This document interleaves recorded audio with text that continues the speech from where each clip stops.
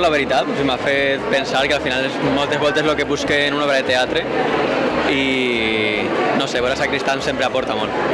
Muy densa, profunda, Juan Mayorga en estado puro, volviendo a sus raíces filosóficas y matemáticas. La obra realmente tiene mucho pensamiento y merece la pena, ¿eh? La interpretación es soberbia de los cuatro, ¿eh? Porque incluso el que tiene menos papel, Carlos, está soberbio. La interpretación evidentemente es de 10. Tengo una gran devoción, aparte por Pepe Sacristán, por Ana Marzoa, que es una actriz impresionante. Pues crec que entre un 9 i un 9 i mig. M'agrada molt el final.